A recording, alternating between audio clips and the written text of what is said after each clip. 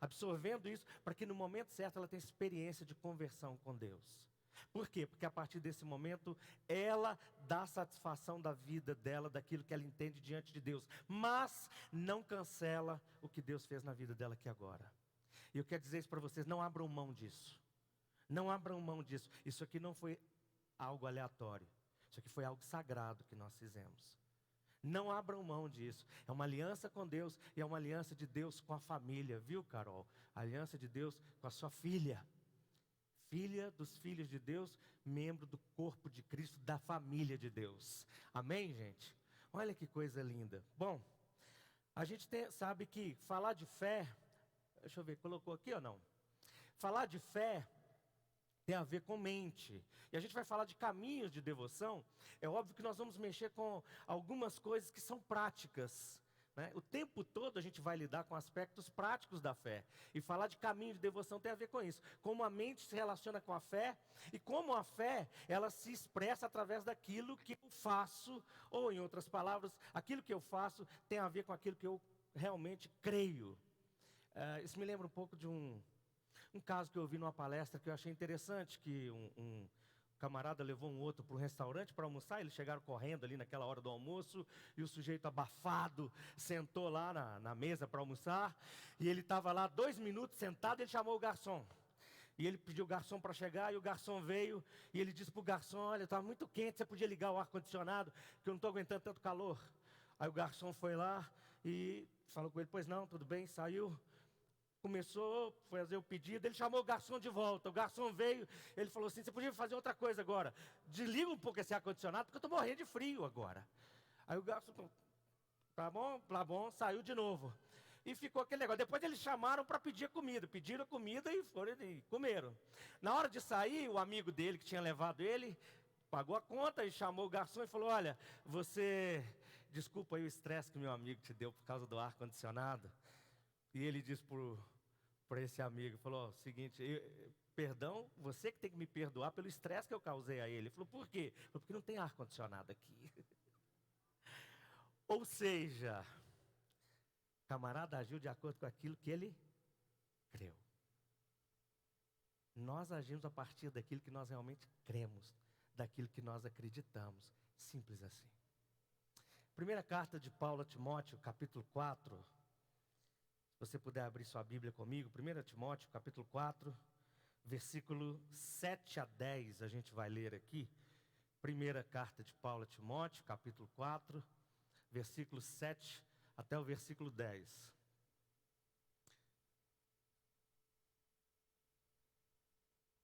Você podia ficar em pé no seu lugar para a gente fazer a leitura da palavra de Deus, por favor?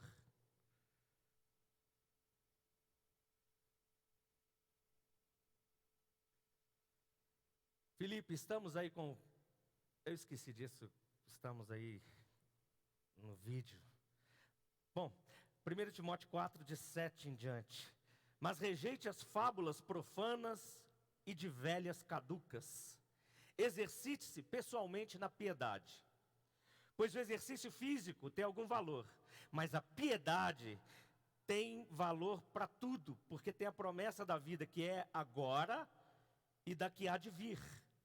Fiel é esta palavra e digna de inteira aceitação. Pois é para esse fim que trabalhamos e nos esforçamos, porque temos posto a nossa esperança no Deus vivo, Salvador de todos, especialmente dos que creem. Vamos orar? Mais uma vez? Senhor, muito obrigado pela sua palavra. Obrigado pela graça e misericórdia do Senhor, que foi já louvada, que foram louvadas aqui hoje nos salmos, nos nossos louvores. Bendito seja o teu nome. Obrigado pela presença do Senhor entre nós. Obrigado pela palavra do Senhor lida, e eu oro para que ela se torne voz do Senhor, nesse instante, a despeito da minha vida, mas pelos méritos de Jesus e pela ação do Espírito Santo, eu oro para que ela venha para mim, para cada pessoa nesse lugar, para aqueles que estão assistindo, daqueles que estarão assistindo e ouvindo, que ela chegue como palavra do Senhor e comunique a sua vontade para a mente e para o coração de cada um de nós, em nome de Jesus. Amém. Podem sentar, gente. A gente está falando sobre o caminho da devoção e eu quero fazer uma reflexão rápida, ou tentar fazer uma reflexão mais objetiva com você sobre isso aqui. Quando a gente está falando de caminho da devoção, bom, primeiro, isso não é uma linguagem, de uma maneira geral no meio evangélico, não é uma linguagem muito comum, mas faz parte da linguagem cristã, faz parte da linguagem da igreja. E quando a gente está falando de caminho de devoção, nós estamos falando no primeiro momento sobre esses dois termos que estão aí dentro. O primeiro é caminho, obviamente, o segundo, devoção. Caminho quer dizer percurso, mas mais do que isso, aqui fala ou diz respeito, nesse momento que a gente está refletindo, sobre o modo vivente, sobre o estilo de vida da igreja, da fé cristã, de quem abraçou a fé cristã. E quando nós falamos de devoção, tem a ver com a declaração de afeto, amor, relacionado diretamente a Deus. A gente está falando, portanto, de atitudes práticas que expressam o nosso amor por Deus, que expressam a nossa fé no dia a dia, que comunicam nossa dedicação, nosso amor e nossa consagração a Deus. Caminho de devoção tem a ver com isso, tem a ver com algo que é extremamente prático. Acho que um dos problemas que nós lidamos com ele, na verdade, não só hoje, mas a gente tem lidado com ele há muito tempo, e continua sendo um desafio para nós da fé, sobretudo para nós da fé cristã, é óbvio, é o desafio ou a possibilidade de transformar a nossa teoria, a nossa fé, a nossa teologia, as nossas doutrinas em algo prático. Nós fomos, de alguma forma, condicionados, deixados bem acostumados com essa maneira de vivenciar a fé, em que sabemos o discurso, damos resposta por um punhado de coisas, mas a prática fica sempre uma distância, uma brecha enorme naquilo que diz respeito à fé fazer efeito na minha vida ou na vida dos outros. Obrigado. Eu estava aqui orando dentro do meu coração. Senhor, manda uma água. Então, o caminho da devoção tem a ver especificamente com isso. Eles são exercícios que precisam ser praticados, uma vez que a gente abraçou a fé, e eu chamo isso de exercícios que precisam ser praticados na academia do Espírito. Exercícios que precisam ser praticados na academia do Espírito Santo, porque o Espírito Santo é o nosso treinador hoje. Ele é aquele que vem, que comunica a realidade de Jesus. É místico, é muito místico. Por quê? Porque nós vivemos a vida cristã, e a vida cristã é mística. Eu já disse isso aqui um tempo atrás, e vou repetir. O teólogo católico Karl Rahner falou, antes do ano 2000, ele disse, no século 21, ou os cristãos serão místicos, ou não serão cristãos de forma alguma. E sabe de uma coisa? Nesse tempo eu já dava aula de espiritualidade, na história da espiritualidade cristã nos seminários. Eu ensinava coisa desse tipo, da teologia, da doutrina, da história, do cristianismo, tudo isso, e eu ficava pensando por que o Karl Rahner fez uma afirmação dessa. E honestamente eu chego hoje no ano de 2020, né? Com todo esse parênteses aí da pandemia, mas independente de pandemia, e eu percebo que é fato, ou os cristãos serão, ou se tornam já místicos, ou não são cristãos de jeito nenhum. Por quê? Porque nós somos chamados para vivenciar uma fé intensa, uma relação com Deus, uma relação que não cabe na lógica humana, que vai além de toda a percepção humana e que é profundamente relacional. E mais do que relacional, ela é prática. Nós somos chamados para um caminho que afeta todas as coisas na nossa vida, que afeta a nossa existência, que afeta os nossos relacionamentos, que afeta o mundo. E a gente precisa pegar a nossa fé e observá-la a partir desse contexto. Nós podemos sim, por causa da realidade de Deus, da palavra de Deus, do Espírito Santo, nós podemos ajudar o mundo a ser um lugar melhor. Amém? Aliás, ai de nós, se nos declararmos cristãos e o mundo perto de nós não for um lugar melhor, tem um problema seríssimo acontecendo aí, porque nós declaramos que Deus vive em nós e no meio de nós.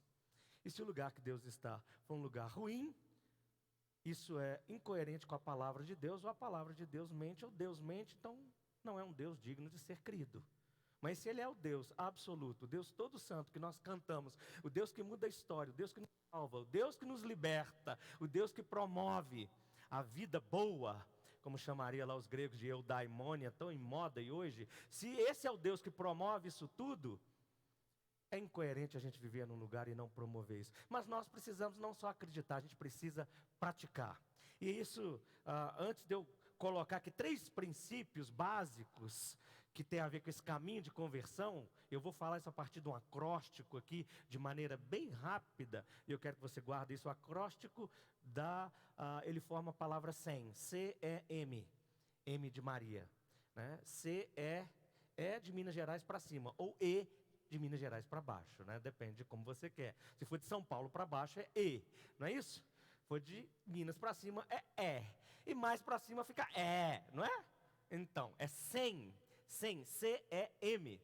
Mas falando de coisa prática, enquanto eu estava meditando nessas 3 realidades do caminho da devoção, eu lembrei na verdade, eu estou lembrando de muitas coisas.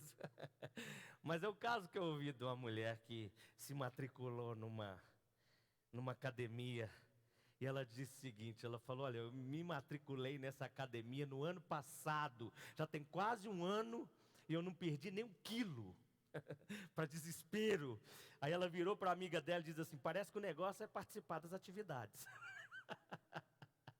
É exatamente isso. Alguém já fez aqui uma inscrição na academia, nunca foi? Ou só foi uma vez? Bem-vindo ao clube. A gente vai lá, tem uma promoção, não é? 6 meses a 1 ano, você dá Agora nem sei se está usando cheque, mas vai no cartão mesmo. Dá 12 vezes. Aí a gente vai no primeiro dia, né? A hora que a gente chega, a gente está indo na academia para fortalecer os músculos ou para ficar com o corpo mais bonito. Mas você chega na academia e só tem gente com corpo bonito. Essa é a primeira experiência de rejeição que a gente tem. Porque além de ver aquele povo todo já com corpo bonito, é cheio de espelho. Aí a gente olha e fala, eu não sei para onde eu olho, para os outros, para invejar o corpo deles, ou olho para o espelho e fico desesperado com essa forma que chegou. O que a gente faz depois? Não volta. A gente tem aquele ânimo, aquela vibração do novo matriculado, né?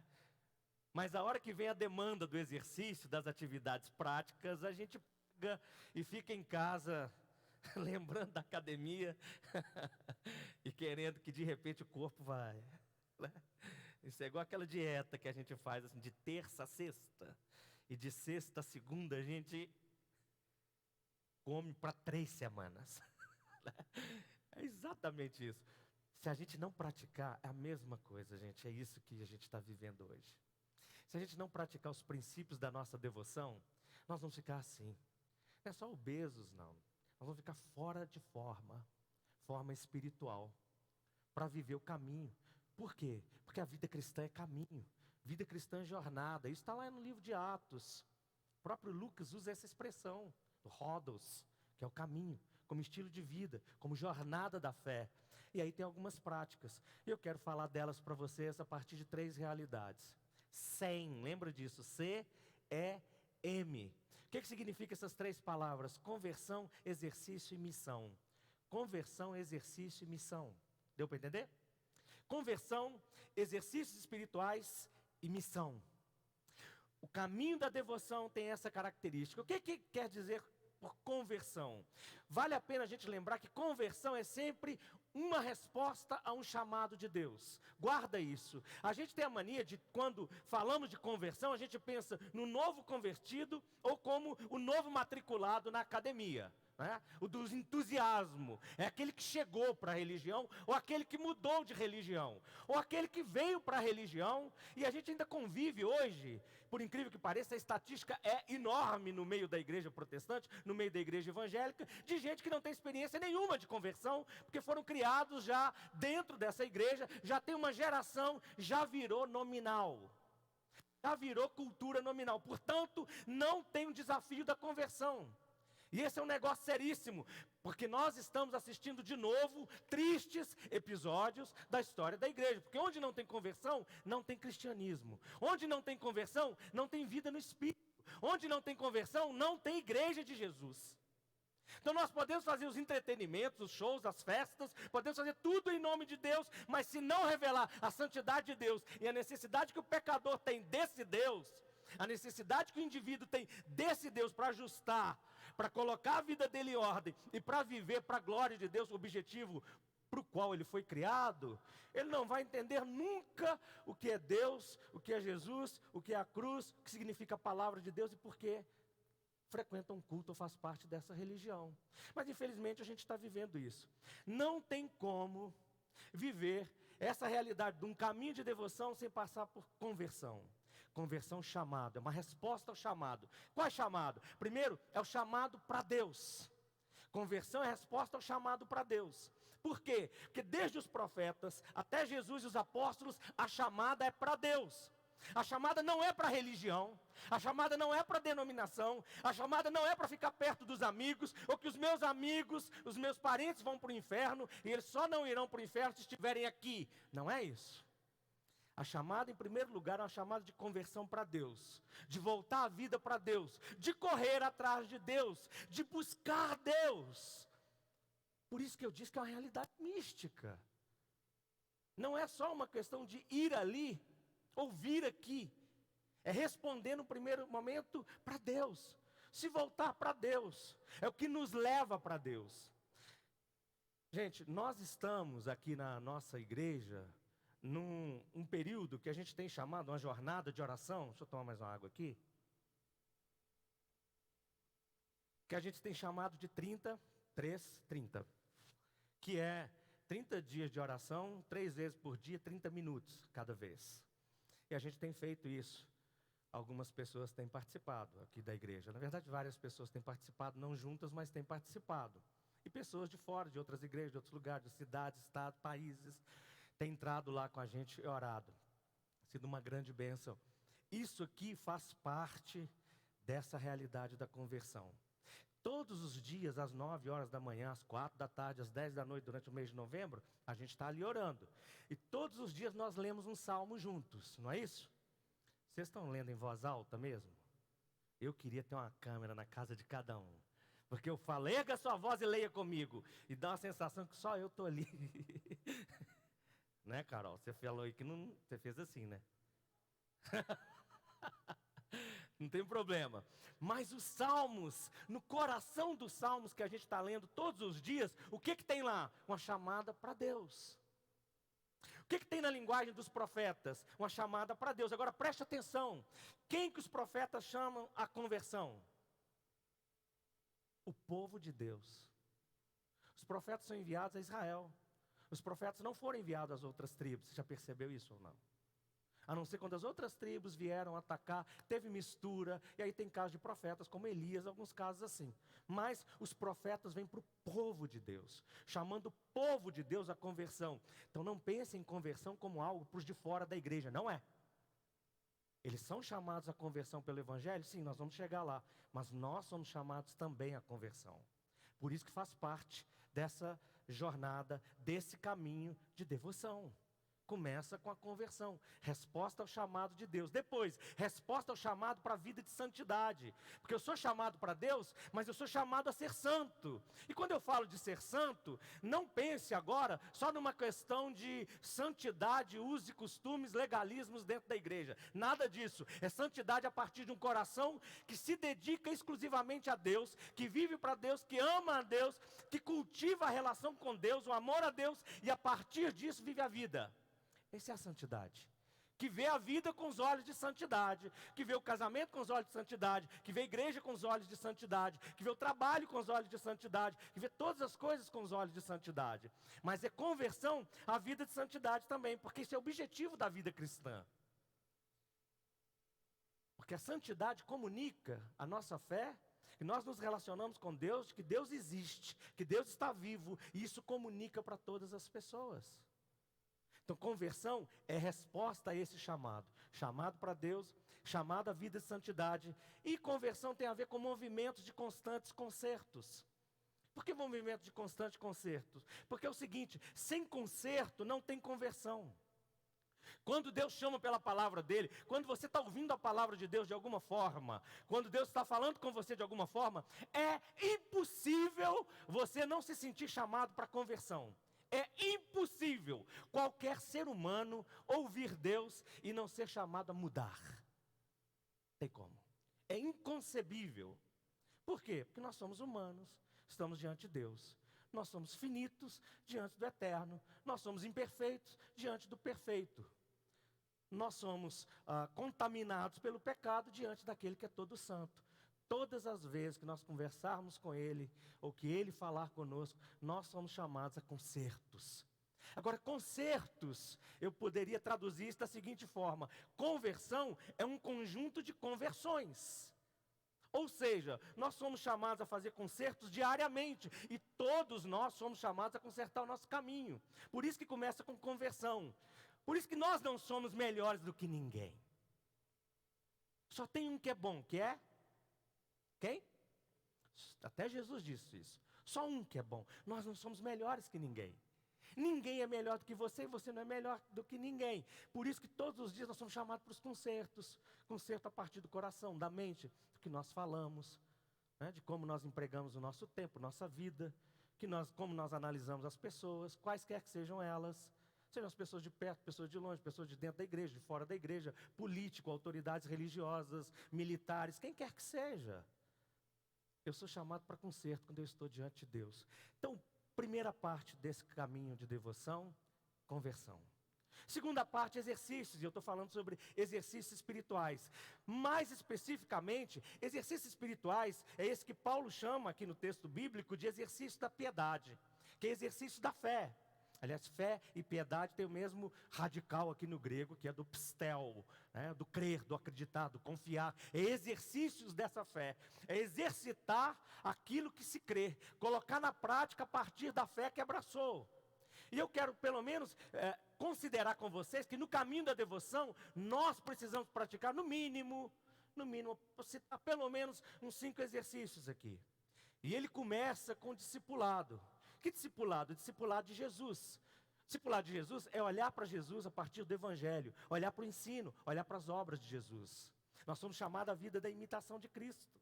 Não tem como a gente caminhar nesse caminho de devoção a Deus, devoção na fé cristã, se Jesus não for a nossa referência. Não é o pastor, não é o que prega na internet, não é o autor do livro que você lê. É Jesus Cristo, o centro da nossa fé. Jesus Cristo, não tem nenhum outro. O apóstolo já disse, escrevendo aos Coríntios, não há nenhum outro fundamento, não pode ser lançado nenhum outro fundamento em cima daquele que já está posto, o qual é Cristo Jesus, Senhor.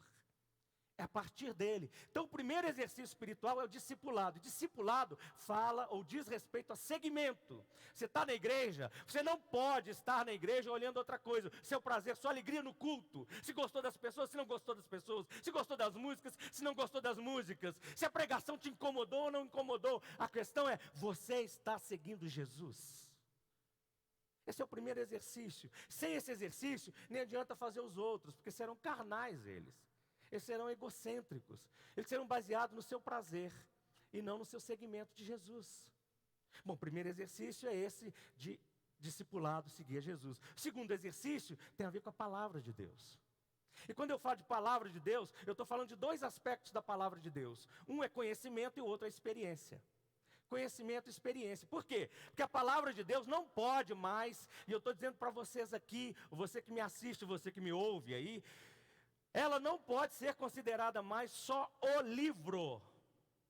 Nós ficamos viciados, principalmente a gente de igreja reformada, nós somos viciados nessa linguagem de que a palavra de Deus é o livro.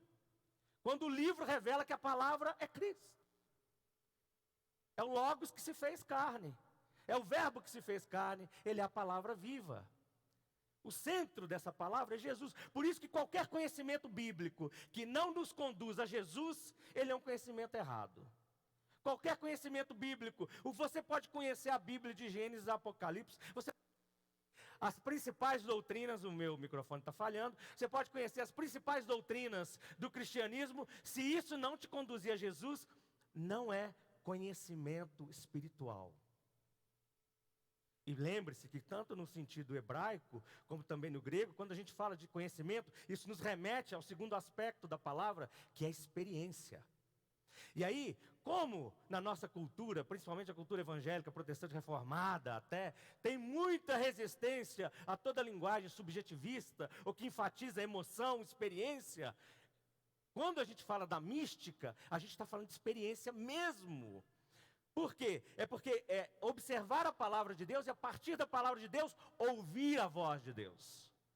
Ouvir a voz é experiência. E desculpe a palavra que eu vou usar, mas interprete ela bem. É sensitiva. Porque a experiência do Espírito de ouvir a voz, voz que não se traduz de forma alguma, mas voz que sabe que ouviu. E voz que quando ouve é a voz do Todo-Poderoso. E a voz do Todo-Poderoso quando chega no humano, faz a gente tremer.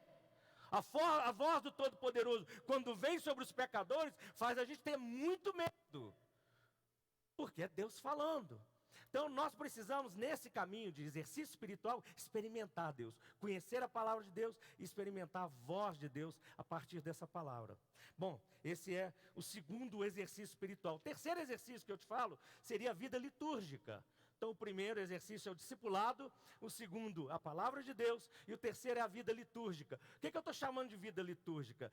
Vou só lembrar aqui que o litúrgica, vem dessa palavra liturgia, vem de uma formação grega, onde você tem o lit, que vem do leite, lá do laus, do povo, do público, com urgia, que é aquilo do ofício e do trabalho. Então é ofício público. Esse é o negócio de liturgia. Quando a gente fala de vida litúrgica, é essa vida que no meio evangélico tem sido empobrecida. Principalmente nessas 2 últimas décadas. Vida litúrgica tem empobrecido. O som está saindo aí, gente, direitinho? Porque para mim não está. Então, se puder sair para mim de alguma forma, porque senão eu vou ficando rouco. Eu vou levantando a voz mais, vou ficando rouco. Vida litúrgica tem diz com o nosso ofício de serviço a Deus, de adoração a Deus, de louvor a Deus. Por isso que vida litúrgica tem 2 aspectos. É o aspecto comunitário e o aspecto pessoal. É o aspecto público, o aspecto privado. O que faz parte da vida litúrgica comunitária? O culto. O culto, exercício espiritual, essencial, necessário. Quero dizer isso para vocês que estão aqui, e quero dizer para você que está aí, e você que não tem vindo mais, ou ido na sua igreja, participar de um culto, de uma celebração cristã presencial. Você está perdendo. Se já foi liberado, já foi autorizada, e você pode, você está perdendo. Você está em débito na sua vida espiritual. Honestamente. Por quê? Porque na experiência litúrgica, obrigado, João, vou esperar o João voltar, porque está todo mundo assistindo o João, e eu também quero assistir, não é? Legal, obrigado, viu, João? O João deu uma parada na barbinha lá, tava, né? Legal, a barba estava para fora da máscara, né? Então, queridão, obrigado. Bom, gente, vida litúrgica comunitária, vida litúrgica pública, ela tem algumas características. É isso que a gente precisa experimentar num culto. O quê? Primeiro, oração. Oração. Quando eu falei, a gente está sendo empobrecido. Por quê? Porque a gente vem para o culto e assiste muito e ora pouco. Vocês já perceberam? Culto evangélico, canta, assiste, mas ora pouco. Canta muito, vê os músicos, vê as pessoas andando para lá e para cá, entra, sai, conversa, depois senta, ouve a palavra de Deus e não fala com Deus. Não é culto. Não é culto. É sério que eu estou dizendo para vocês. Nós precisamos consertar esse caminho da devoção. Porque a oração tem que ser um elemento básico no culto. Nós chegamos para falar com Deus. A nossa atenção é para Deus, não é para a roupa do outro. Não é para o celular. Não é para o que o pastor está fazendo ou como ele está fazendo. É para Deus. Ou como a gente tem falado nos nossos cultos, das 9, das 4, das 10, é uma experiência dialogal. Nós falamos e Deus fala conosco. Então, oração, aliás, não tem como desenvolver a vida espiritual sem oração, tem? Não. Então, oração, tem o louvor. O que é louvor? Louvor é a nossa celebração de gratidão a Deus. Louvor é celebração de gratidão conjunta, como povo de Deus, como família de Deus, que chega aqui como povo e fala: Deus, a vida está difícil, mas sem o Senhor estaria muito pior. Deus, a vida está difícil, mas o Senhor continua sendo bom para nós. Deus, a vida está difícil, mas que coisa fantástica, porque nós estamos aqui em missão e nós estamos de passagem. Deus, que coisa extraordinária, porque o Senhor nos livrou das condenações que o ser humano enfrenta só de ter nascido e vivido. Louvor a Deus. Louvor pela bondade de Deus. Louvor pela riqueza da salvação de Deus. Adoração. Louvor não é a música que eu gosto. Louvor é a gratidão que eu levanto para Deus. E se o coração não estiver grato, você pode cantar a música mais linda e chorar diante dela. Isso é só um exercício da mente, psicológico, que é o que acontece em grande parte da igreja que vem vivendo esse intimismo terrível, que vem vivendo nas últimas décadas, no alvo da intimidade, caiu no intimismo, e no intimismo ficou melancólico, e da melancolia experimenta depressão dentro de um culto, por causa das músicas. Talvez você nem saiba, mas por causa do estilo das músicas. São músicas melancólicas, são melodias melancólicas. E para quem já está com a tendência à tristeza, isso comunica ao seu cérebro que é um ambiente triste. Olha que coisa terrível. O louvor não pode ser um ambiente triste. Mas não é porque nós vamos fingir que estamos alegres, porque a nossa alegria é Deus. Não são os nossos sentimentos, não são as circunstâncias da vida. A nossa alegria é Deus. Amém? Amém, gente? Tá bom. Terceiro, dentro do culto tem a confissão. Como é que nós louvamos? Como é que nós chegamos a Deus? Como é que nós recebemos a palavra de Deus? Como é que nós recebemos o sacramento na ceia, se nós não confessarmos os nossos pecados? Como o presbítero Ricardo orou aqui hoje. Tem que ter tempo de confissão no culto. Tem que ter um momento de quebrantamento, de chegar e sentar um pouco. Senão a gente faz como o camarada lá do restaurante, que eu contei para vocês aqui no início. Você chega abafado e vai querer que aumenta o ar-condicionado, não é? Mas você está abafado, você não aquieta o coração. E aí você já quer entrar de qualquer jeito e comer um churrascão quentão e depois reclama do suor, está descendo na testa. Assim, a gente chega, fica triste, fica com raiva, por quê? Nós não confessamos o pecado. E se nós confessarmos os nossos pecados, para participarmos do culto, para louvarmos a Deus, você não vai sair daqui com raiva nem chateado. Primeiro, porque você foi lembrado que você é pecador. E que você está numa reunião de pecadores diante de Deus. Portanto, a hora que você olhar para o lado, você vai fazer um clube de iguais. Amém? E a hora que você ver um clube de iguais, você vai olhar para cima e falar, tem misericórdia de mim. Olha onde eu estou, Senhor. É ou não é? E aí você vai lembrar disso e confessar.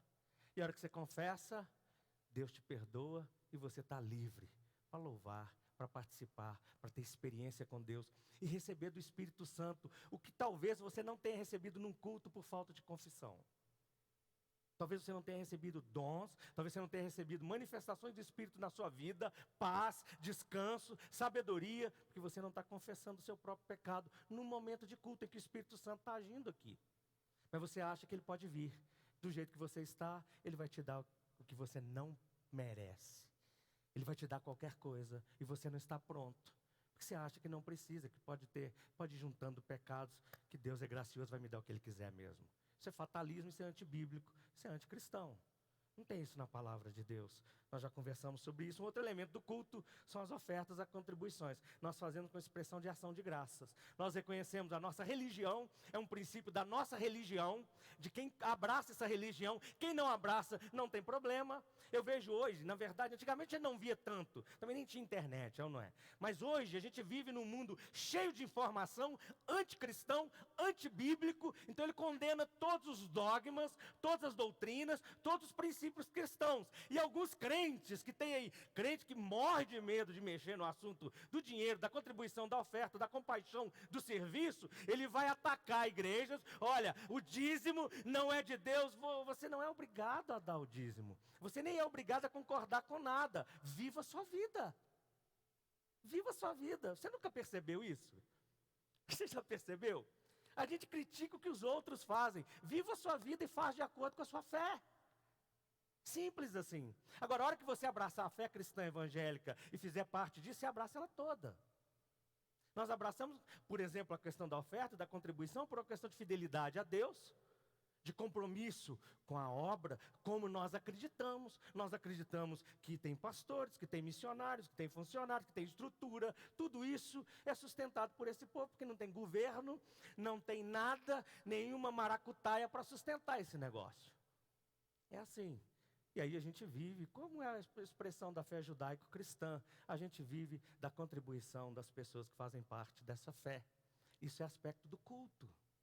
Se numa época de uma cultura agrícola, lá no Antigo Testamento, trazia-se, né, os frutos agrícolas e até animais, hoje a gente traz o fruto do nosso trabalho, que é o dinheiro para sustentar as coisas. Faz parte do culto. E é caminho da devoção. Do mesmo jeito que o que nós chamamos de mesa profética e mesa eucarística. A mesa profética é a mesa da palavra de Deus. É chamado pelos teólogos cristãos de dupla mesa. Eu já ensinei isso aqui na igreja. Ao longo da história da igreja. Não é agora. É ao longo da história da igreja. Isso não é de agora, dos livros pós-modernos de cristianismo evangélico e não. É livro da história da igreja, doutrina da igreja, leia a história do desenvolvimento das doutrinas cristãs. E você vai entender o que é a mesa da palavra e a mesa da Eucaristia. É que quando a palavra de Deus está sendo pregada, você está se alimentando da palavra viva que é Jesus. Amém, gente? Você está sendo alimentado no Espírito.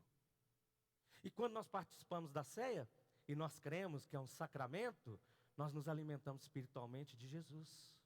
Então, ou seja, mesa, duas mesas que estão postas. E nós estamos aqui nos alimentando dela. Seguindo, que não dá para ficar explicando, tem ainda no culto a realidade da comunhão, que é a celebração da unidade. Essa é a vida litúrgica comunitária. Tem a vida litúrgica individual, a vida litúrgica pessoal, que fala sobre o quê? Sobre a oração, a sua oração pessoal, a meditação a partir das escrituras, a partir da oração e a partir da contemplação. Nós vivemos uma sociedade pouco contemplativa, é ou não é? Nós vivemos uma religiosidade que é pouco contemplativa. Você chega aqui dentro, por exemplo, se você olhar para essa cruz, você está dentro de uma igreja. Essa cruz te lembra quem? Jesus. Você está fazendo exercício contemplativo. Entendeu? A sua mente foi atraída para algo que te fez lembrar de Jesus. E se você olhar para a cruz e começar a pensar na cruz, na realidade da cruz, você vai ter uma experiência com o Evangelho. Isso é experiência contemplativa. Quando a gente lê a palavra de Deus, quando a gente medita na palavra de Deus, e esse negócio nos comunica algo, e o nosso silêncio responde a isso. Mas nós sabemos que tem emoções, que tem movimentos do Espírito Santo acontecendo nesse momento. Então isso faz parte da oração, da meditação e também da confissão que você tem como pessoa diária. Para onde você está, em qualquer lugar, ou diante de Deus, é um exercício seu, é pessoal, é privado.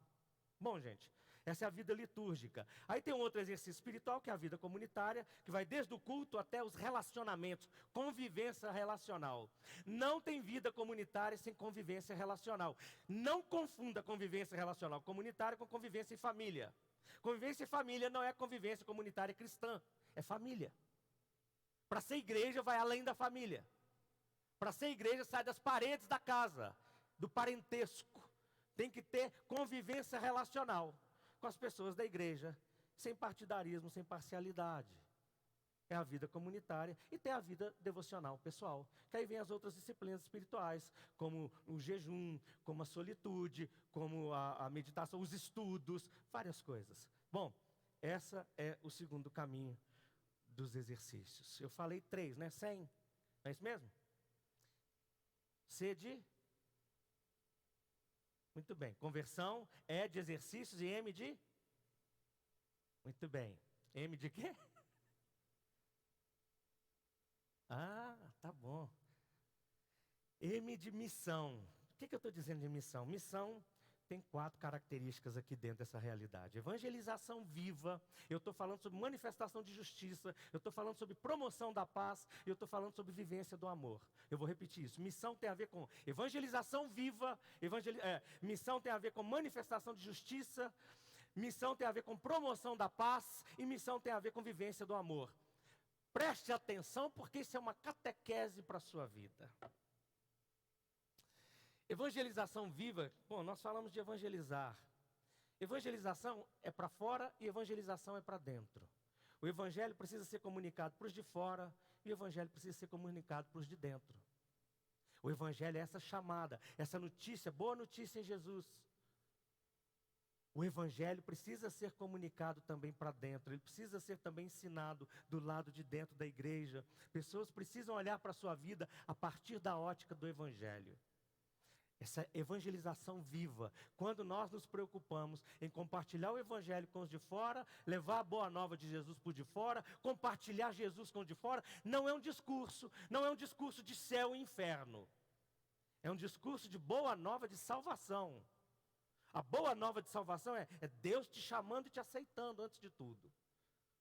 E aí a gente vai traduzir isso em outras palavras. A segunda é a manifestação de justiça. O que isso quer dizer? Quer dizer que missão no reino de Deus tem que ir contra a injustiça em qualquer área, em qualquer lugar, em qualquer contexto. Seja dentro da sua casa, dentro da sua família, dentro do seu trabalho, dentro da igreja, na política, na rua, em qualquer lugar. Teve injustiça, o reino de Deus tem que chegar confrontando.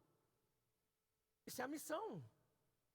Não adianta só decorar, nós não podemos. E aí você vai fazer, eu já tenho falado isso aqui, porque hoje nós precisamos usar essa linguagem. Não faça a leitura a partir da ótica partidária e política, ou político-partidária. Faça a leitura a partir da ótica do reino de Deus.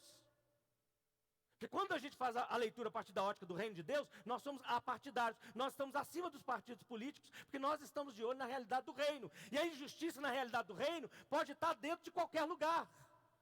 Da casa da esquerda, da casa da direita, da casa de centro, de qualquer lugar. A injustiça pode estar no relacionamento, marido, mulher, mãe, filho, pai, filho, pais, pastor, ovelhas, pastor, irmão com irmã. A injustiça pode estar aí onde tem opressão. A injustiça e o reino de Deus precisa vir contra isso. Isso é manifestação do reino de Deus. Isso é missão. E onde a injustiça está acontecendo, aí a gente só olha e toma parte. Nós não estamos fazendo justiça, nós estamos torcendo para o outro lado dos justiceiros. E não confunda fazer justiça, promover justiça com ser justiceiro. Nós não somos justiceiros. Nós não vamos sair matando as pessoas por aí. Nós vamos promover o que chama o terceiro ponto. Nós somos chamados pelo reino de Deus para promover a paz. O que é promover a paz? Promover reconciliação entre as pessoas e entre os povos. Porque é isso que a palavra de Deus diz em Coríntios. Paulo diz que nós fomos reconciliados com Deus e agora Ele nos deu o ministério da reconciliação. Esse é o princípio do reino de Deus. Promover justiça, promover a paz, manifestar a justiça, promover a paz é nós existimos para reconciliar pessoas. Como é que nós reconciliamos pessoas? Com o evangelho, com a paz, tirando a guerra, tirando do meio. E olha só, vai ter situações de guerra, mas nós não vamos cooperar para isso. Nós não vamos cooperar para o assassinato das pessoas, nós não vamos cooperar para a difamação das pessoas, quem quer que seja. Por mais que sejam pessoas públicas e você pensa que tem direito de difamá-las na internet ou qualquer lugar, você não tem. Você não tem. E eu vou dizer mais para vocês. É um absurdo quando eu vejo cristãos usando palavras de baixos calões ao se referir a outras pessoas que não gostam delas. Ou talvez você não goste de um político, talvez não goste de um líder religioso, talvez você não goste de um artista, e solta lá o seu palavrão, sua palavra ridícula, analisando as pessoas. Você está fazendo um desserviço ao reino de Deus, se tem gente que acha que você tem alguma conotação com Jesus. E promover a paz é promover reconciliação, gente. Reconciliação. É isso que Jesus veio fazer. Promover reconciliação. Em primeiro lugar com Deus, porque a menos que a gente passe por Deus, se a gente não passar por Deus, nós não vamos saber o que é ter reconciliação com os outros. Nós vamos ter trégua, só. Se passarmos por Deus, nós nos reconciliamos. Por quê? Porque na reconciliação o elemento essencial é o perdão. E o perdão é cancelamento de dívida. Eu viro para o outro e digo o seguinte, faça de novo. E ele vai falar, você é doido. E você vai dizer, sou. Sou. Esse é o princípio da minha fé, esse é o princípio da minha devoção. E para fechar aqui, tem evangelização viva, manifestação da justiça, promoção da paz e por último, a vivência do amor. Porque não tem nada que caracteriza mais a presença do reino de Deus do que o amor. Amor de Deus, o amor que a gente aprendeu a chamar de amor ágape. Nós aprendemos a teoria, que o amor ágape é um amor divino, é diferente dos outros amores, dos outros tipos de amor. Que amor é esse? Me mostra. Aí você vai indicar. Me mostra um crente, me mostra um líder. E fala, aquele ali é o amor divino, que está ali. Bom, se você apontar para mim, você não pode, porque você só vê meu discurso. Se você apontar para os que estão na internet, também não pode, porque você só vai ver as piadas ou as pregações. Então não tem que sair do círculo evangélico para mostrar outros vivendo em amor. Ensinando para a gente o que é vida abnegada, que tira a gente do centro para colocar os outros. Então eu tenho que olhar para a Madre Teresa de Calcutá, ou para alguns personagens assim, e aprender, e ser humilde o suficiente para falar o seguinte, não é na minha religião que estão as maiores referências de amor sacrificial, que parece com o de Jesus. Então deixa eu imitar quem ama, para valer, porque nada caracteriza mais o reino de Deus do que o amor de Deus, e é um amor abnegado, é um amor sacrificial, amor que não exige, amor que não exige, amor que não é cheio de direitos, Amor que não é cheio de criticismo, é um amor que vai, cede, ama, sacrifica para ver a felicidade de todos os povos e o bem-estar de todas as pessoas. Foi isso que Jesus fez, não foi? Foi ou não foi? Foi isso que Deus fez? Esse é o Deus que nós adoramos, a quem devemos nos devotar, e é nesse caminho. Caminho de conversão, caminho de exercícios espirituais, caminho de missão. Eu comecei falando aqui que o caminho de devoção tem a ver com a nossa relação direta com Deus. E eu quero encerrar falando isso. Essa relação direta com Deus, ela é renovada através de atitudes específicas, como eu disse aqui. É sem fim, como disse um teólogo, Paulo Maroto, que diz o seguinte: na verdade, como Deus é infinito, milhares são os caminhos da gente tentar chegar até Ele nos nossos exercícios. Tentemos todos.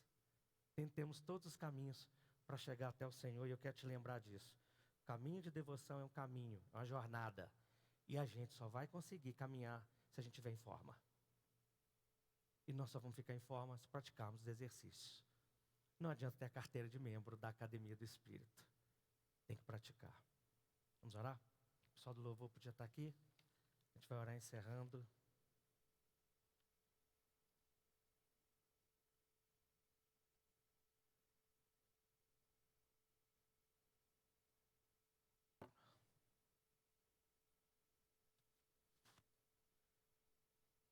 Vamos orar, você que está aqui, você que está em casa agora e ouviu essa palavra. Reflita sobre ela um minutinho. Nós estamos na presença de Deus. Se você tiver que sair, fique à vontade. Se não tiver que sair, eu queria te pedir um minutinho, que Deus, quando fala, Ele espera a nossa resposta. Sai correndo, você não vai lembrar de nada. E deixa eu dizer para você, o que está em jogo é a sua vida. E o que está em jogo é o que vai refletir a partir da sua vida, o que vai resultar a partir da sua vida. Seu casamento, seus relacionamentos, suas conversas, seu temperamento, a partir de agora. Caminho da devoção. É um caminho de conversão. Conversão é resposta ao chamado para Deus, chamado à vida de santidade, movimento de constantes concertos. É um caminho formado pelos exercícios espirituais, do discipulado, da palavra de Deus, da vida litúrgica, da comunhão, da vida comunitária, da vida devocional pessoal. É um chamado para a missão. E a missão, nós falamos aqui, essa evangelização viva. A missão manifesta a justiça, promove a paz e vivencia o amor. É isso. Responde a Deus na sua oração com suas palavras. Qual rumo que você vai tomar na devoção? Pai nosso querido, mais uma vez a gente ora nesse lugar, agradecendo ao Senhor por tudo que temos vivido, por esse momento extraordinário que o Senhor nos concedeu mais uma vez, uns com os outros e com o Senhor. Acima de tudo, agradecemos por esse momento com o Senhor. Experiência que não temos em outras aglomerações, em outros encontros, em outras festividades, a não ser essa que a gente vem e a gente se coloca diante do Senhor, sabendo que o Senhor está também diante de nós. Eu oro para que o Espírito do Senhor venha, comunique e haja em nós. E nós que estamos aqui e quem está do outro lado assistindo, ouvindo, que experimente a visitação do Espírito Santo, chamando, convencendo, convertendo, mudando, capacitando, fortalecendo cada uma dessas pessoas em nome de Jesus. Faz isso conosco, Deus. Toma nossa vida nas suas mãos. Conserta os nossos caminhos e ajuda-nos a crescer na comunhão com o Senhor, no amor e no serviço aos outros. Em nome de Jesus. Podia ficar em pé? Eu vou ministrar a bênção e em seguida nós vamos cantar a última oração, o cântico final. Agora, amados irmãos e irmãs, que a graça, maravilhosa graça do Senhor Jesus Cristo, o amor eterno de Deus, o nosso Pai, a comunhão, as consolações, a capacitação do Espírito Santo, seja sobre sua vida, você que crê em Jesus, está aqui, seja sobre a casa do Ednei, da Carol e da Nina, seja com todo o povo de Deus que está espalhado nessa cidade, nas nações do mundo e aguardam o retorno triunfante de Jesus. Seja assim hoje e sempre. Amém, amém e amém. Deus te abençoe muito, muita paz no seu coração, alegria, e vamos louvar a Deus encerrando esse culto.